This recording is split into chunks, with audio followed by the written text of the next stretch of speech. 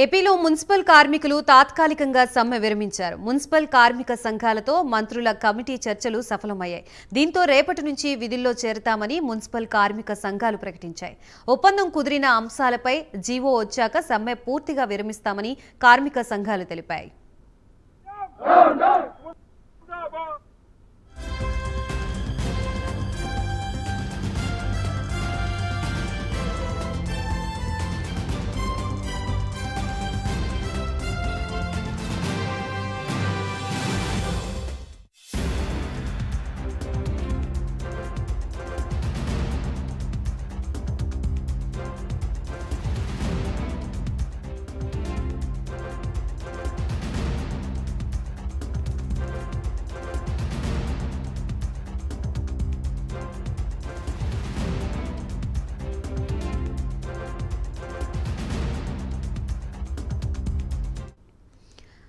ఏపీలో మున్సిపల్ కార్మికులు తాత్కాలికంగా సమ్మె విరమించారు. మున్సిపల్ కార్మిక సంఘాలతో మంత్రుల కమిటీ చర్చలు సఫలమయ్యాయి. దీంతో రేపటి నుంచి విధుల్లో చేరతామని మున్సిపల్ కార్మిక సంఘాలు ప్రకటించాయి.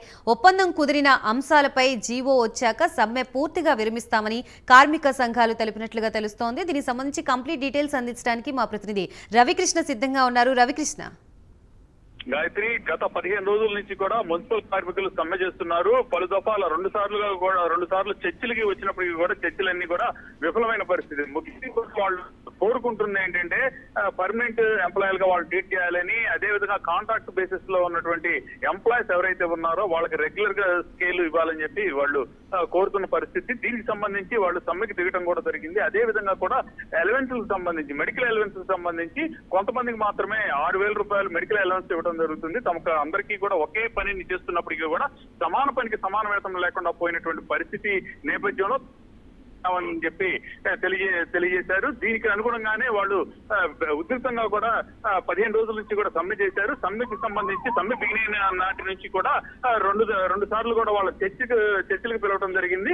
రెవెన్యూ మినిస్టర్, అదేవిధంగా మున్సిపల్ శాఖ మంత్రి కూడా గతంలో కూడా వీళ్ళతో కలిసి చర్చలు జరిపినప్పటికీ కూడా చర్చలు సఫలం కాలేదు. ముఖ్యంగా వాళ్ళు పట్టుబడుతుంది ఏంటంటే కనీసం 26,000 రూపాయల జీతం తమకు ఇవ్వాలని చెప్పి వాళ్ళైతే గట్టిగా కూడా అడుగుతున్నారు. ఈ నేపథ్యంలోనే మొత్తానికి ఈ రోజు తిరిగి వాళ్ళని చర్చలకు పిలవడం జరిగింది. మంత్రుల కమిటీ వాళ్ళతో చర్చలు నిర్వహించింది. చర్చల సందర్భంగా కూడా వాళ్ళు ఏవైతే కోరారో వాటికి సంబంధించి ఒక కమిటీని ఏర్పాటు చేస్తామో ఆ కమిటీకి సంబంధించి కమిటీ ఇచ్చిన నివేదిక అనుగుణంగా తిరిగి వాటిని అన్నింటినీ కూడా తాము పరిగణలో తీసుకోవడమే కాకుండా వాటిని అమలు చేసేటువంటి బాధ్యత తీసుకుంటామని చెప్పి తెలియజేశారు. దీంతో కార్మికులైతే సమ్మెను విరమించినట్లుగా కూడా తాత్కాలికంగా మాత్రమే సమ్మెను విరమించినట్లుగా కూడా వాళ్ళు తెలియజేశారు. దీనికి సంబంధించి రేపే ఒక అధ్యయనానికి ఒక కమిటీని ఏర్పాటు చేస్తారు. ఏవైతే వీళ్ళకి సమస్యలు ఉన్నాయో, ముఖ్యంగా మున్సిపల్ కార్మికులకి, పారిశుద్ధ్య కార్మికులకి, శానిటరీ కార్మికులకు ఉన్న సమస్యలు ఏవైతే ఉన్నాయో వాటి మీద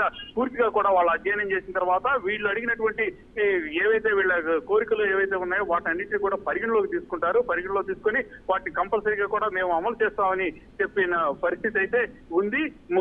ముందుగా మాత్రం ఈ పండుగ సందర్భంగా మాత్రం వాళ్ళకి 1,000 రూపాయలు బోనస్ మాత్రం ప్రెజెంట్ రేపు నుంచి మాత్రం